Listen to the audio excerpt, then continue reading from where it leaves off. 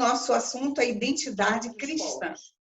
Agora eu quero pensar, já que estamos falando da fisiologia ou da parte externa, nossa, em João 4:9, quando a mulher escuta, a mulher samaritana, escuta o pedido de Jesus para um golinho d'água, golinho de goelo, ela diz, muito surpresa, como, sendo tu judeu, pede água a mim, que sou mulher samaritana? E nós pensamos como é que ela sabia que ele era judeu. Então, há dados de roupas ou de perfil, como nós falamos, por exemplo, de um japonês, que dá para identificar uma pessoa. O povo judeu, e falo agora especificamente o homem judeu, ele usa, por exemplo, nós conhecemos kippá, talite, e Jesus usava certamente aquele manto que tinha aquela orla. E eu vou citar agora Marcos 5:27, quando aquela mulher que queria a cura da hemorragia, ela foi pensando assim, se eu tão somente pegar na orla do seu vestido. Isso está em Marcos 5, mas eu vou ler agora Marcos 6:56, e como eu estou com a versão King James, pode ser só um pouquinho diferente da sua tradução mais habitual. Eu vou ler Marcos 6:56, que o texto diz: aonde quer que Jesus fosse ministrar, povoados, cidades ou campos, a população trazia os doentes para as praças e imploravam-lhe que pudesse ao menos tocar a orla da borda do seu manto, e todos os que nele tocavam eram curados. Então, eu estou dizendo que roupas ajudavam a dar identidade de um judeu. Estamos nos referindo agora à mulher samaritana que disse, você é judeu. Eu estou vendo que pelas suas roupas, poderia também ser pelo aspecto fisionômico. Ainda para lembrar que há várias formas de identificarmos uma pessoa para sabermos se ela é diferente deste grupo ou se ela é semelhante a esse grupo. Todo mundo conhece ciganos. Aqui em Tiruçu tem muitas ciganas e observa as roupas delas, mesmo que sejam diferentes em colorido, mas são um padrão só. E então nós identificamos ciganas, principalmente pelo vestuário. Os mormons também, vocês já devem ter visto, eles andam sempre em dupla, uma roupa habitualmente escura, dá para identificar que ele é um mormon. Agora eu vou sair desse aspecto de ou aparência fisionômica ou roupa para a identidade e vou pensar na fala. Aqui já tem acontecido comigo e sei que acontece com você. Você que é serriense, você tem um modo habitual de falar, que nós chamamos sotaque. Em verdade, todos temos sotaque. Uns mais carregados, outros menos, mas todos temos, que eu chamo a musicalidade de cada pessoa em relação à sua voz. Então, quando você chega, digamos, em Salvador, você já pode ter ouvido alguém dizer, você não é daqui não, né? E ela está lhe identificando como diferente do soteropolitano. Ou o soteropolitano, ao chegar em Serrinha, pode dizer assim, você não é daqui não, porque a pessoa está ouvindo, ela está lhe identificando como diferente do pessoal dali de Serrinha. Eu vou ler Mateus 26, o versículo 73, a respeito da identidade do apóstolo Pedro, agora pela fala. Quando Jesus foi preso e o apóstolo Pedro foi lá, meio com medo, mas ele foi, aí o texto diz que uma criada chegou e disse assim, tu também estavas com Jesus o Galileu? Ele disse, não. Aí mais tarde, outra criada disse, este homem estava com Jesus o Nazareno. Ele disse, também não. Quando chega no 73, algum tempo mais tarde, os que estavam ao redor, já não eram mais as criadas, aproximaram-se de Pedro e o acusaram, dizendo, com toda certeza, és igualmente um deles, porquanto o teu modo de falar o denuncia. Quer dizer, a nossa fala pode nos denunciar em relação a qual a minha identidade. Eu sou soteropolitana, eu sou tiruçuzense, eu sou serriense. Estamos falando agora da fala física. mas também teria falas, depois nós abordaremos, mais espirituais. Quando eles estão dizendo o modo de Pedro o identificava ou denunciava, é porque Pedro era galileu. E Jesus Cristo? Jesus nasceu em Belém. Qual é a história de Jesus ser do mesmo grupo de voz, de fala, de sotaque de Pedro? Em Mateus, quando nós sabemos que o anjo mandou que o pai de Jesus saísse dali, fugisse para o Egito, para Jesus não ser morto, bebezinho, quando o anjo manda José voltar, o anjo diz, você já pode voltar para Israel. Ele soube que um filho de Herodes estava no poder, ele ficou com medo. Então, o texto diz que ele foi para a Galileia. Então, Jesus cresceu na Galileia, na região, precisamente na cidade de Nazaré. Então, o sotaque de Jesus era sotaque galileu, a identidade da voz de Jesus era similar de Pedro, que foi chamado, inclusive, Mateus capítulo 4, de 18 a 19, diz que Jesus estava ali na região da Galileia, quando ele chamou Pedro. Estou falando da identidade da voz aí de Pedro e de Jesus bem similar. Então, já sabendo que a identidade, um conjunto de características que nos diferencia de algumas pessoas e que nos assemelha a outras, vamos agora pensar na nossa identidade cristã, que é o nosso assunto. Queridos, eu digo que os ímpios são os que mais sabem a nossa identidade cristã. E eu pensei em algumas frases que eu já ouvi, que alguns de vocês já ouviram, deixa eu pescar elas aqui. Alguém já ouviu assim, mas você não diz que é crente? Como é que você está fazendo isso? Ora, este ímpio está dizendo, esta atitude está lhe identificando como não crente, mas eu sei que você é crente, não me atrapalhe, não me confunda. Qual o grupo que é o seu? Ou uma outra pessoa pode dizer assim na afirmativa, você nem parece que é crente. Este ímpio está dizendo, a identidade cristã tem outras características diferentes dessa que você está me mostrando. Eu já ouvi essa algumas vezes assim. Eu ser crente? Para ser crente como fulano de tal, eu não quero, não. Então, volto a dizer, os ímpios sabem muito bem qual é a identidade cristã e eles esperam de nós que mostremos essa identidade, essas características. Lembrando, o que é a identidade?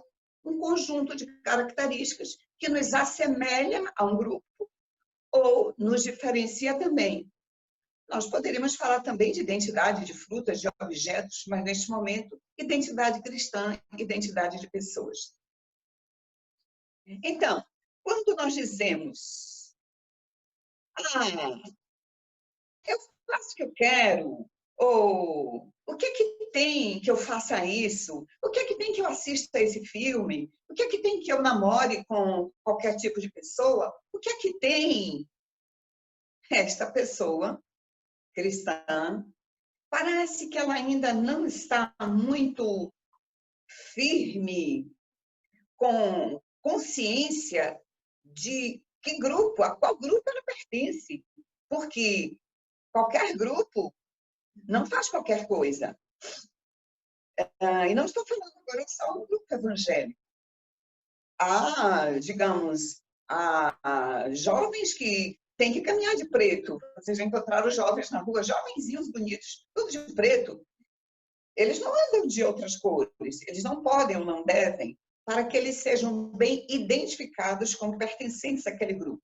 Então, quando alguém diz assim, o que é que tem? E eu me lembro sempre, quando eu falo essa expressão, o que é que tem?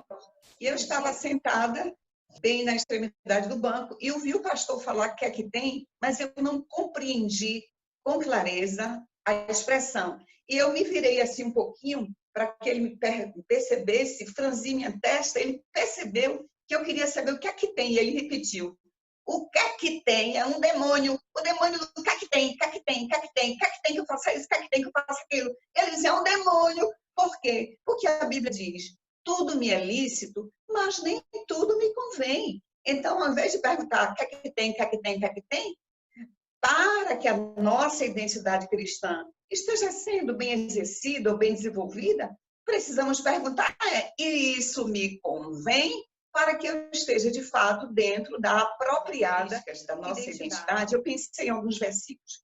Eu vou citar Efésios 5, não precisa abrir, você conhece ele bem. Diz assim: sede, pois, imitadores de Deus, como filhos amados. Olha, aí o Senhor já está dizendo um pouco de como é que eu posso identificar quais devem ser as minhas características da minha identidade cristã. A palavra do Senhor diz: ó, lembre, você é filho de Deus.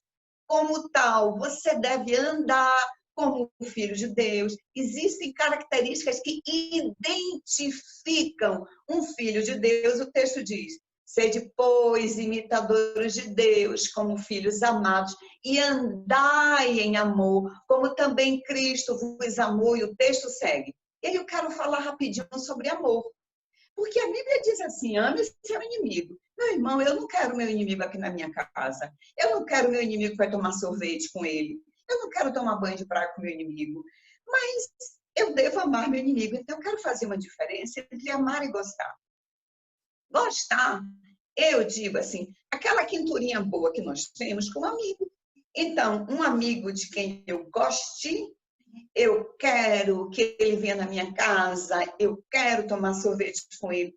Já o amor ao inimigo é aquele amor que Deus diz, quer dizer, não diz com as palavras como eu vou dizer, mas você não precisa gostar do inimigo, sentir uma quinturinha, não. O inimigo é assim, aquele ordinário que me prejudicou, mas aquele ordinário hoje precisa de um pão. Toma aqui, seu ordinário. Como o pão, eu lhe mato a sua fome. Então, eu tive amor, embora não gostinho, mas eu abençoei ele, eu fiz a bondade. Então, volto a dizer, andar em amor, principalmente em relação ao inimigo, não se preocupe, não precisa ficar com a quinturinha no coração. Agora, quando for a Ivone, você me deu pão com a quinturinha no coração, que eu vou gostar, viu? Agora, eu vou para um outro texto. Filipenses 2, irmãos, eu vou fazer questão de ler esse texto, ele é lindíssimo. Filipenses 2, 14 a 16, você não abra, porque eu deixei aqui a colazinha para eu não precisar folhear, para não demorar, então você escuta. Filipenses 2, 14 a 16, falando de uma característica cristã que identifica um cristão. Diz assim: fazei todas as coisas sem murmurações, nem contendas. Irmãos, eu daria uma paradinha aqui e falaria muito, então, vocês sabem que eu gosto de falar, porque murmuração e contenda são dois elementos que podem nos acompanhar no dia a dia. Murmuração é assim, que droga está chovendo, que droga está fazendo um sol demais, que droga a fila está longa, que droga que esse coronavírus não me deixa sair de casa. É muito fácil murmurar, muito, muito, muito, muito. Quando nós lemos a passagem do povo hebreu pelo deserto, a chateação de Moisés com aquela rocha, eu digo, irmãos, nós faríamos a mesma coisa, porque não é fácil passar 2 dias sem água, querer tomar banho, não ter água ainda, tomar banho com 2 dedinhos de água. Então, é um teste enorme para o cristão quando nós estamos diante de situações adversas, mesmo que sejam até pequenas, nem tão grande quanto andar no deserto. Então, volto a ler. Uma característica que identifica o cristão: fazei tudo sem murmurações, nem contendas. Para quê? Aí vem o objetivo, vem a finalização.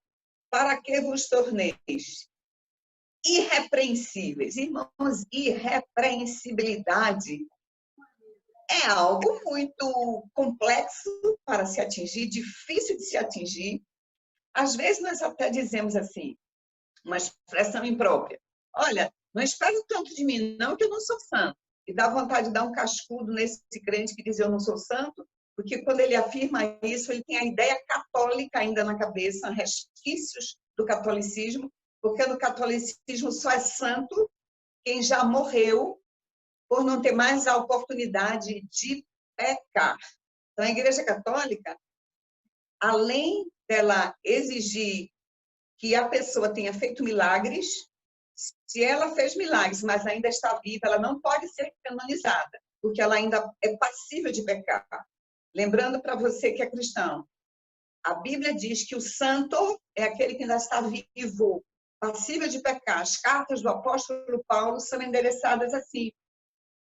Estou lendo agora Filipenses 1. Paulo e Timóteo, servo de Cristo, a todos os santos que estão em Filipos, estão vivos.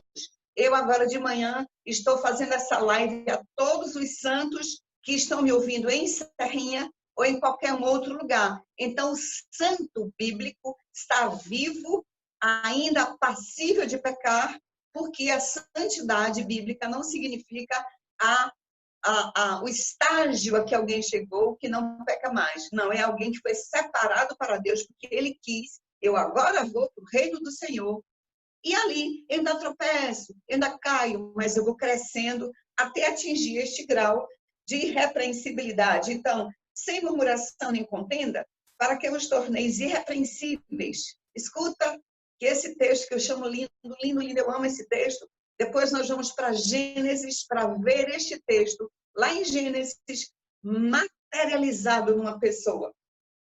Filhos, para que os torneis filhos de Deus inculpáveis, vivendo em um mundo corrompido e perverso, e o nosso tempo é cada vez mais corrompido e perverso, no qual, neste tempo, resplandeceis. E mas é maravilhosa a palavra resplandecer. Resplandecer é brilho, resplandecer é coisa que atrai.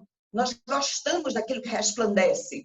A palavra do Senhor diz, levanta-te e resplandece, porque já vinha a tua luz. E o Senhor diz, uma característica de identidade cristã é que você deve não murmurar, não contender, para que você seja irrepreensível, vivendo num mundo corrompido e perverso, no qual você resplandece, você brilha como o quê? Como grandes astros no mundo.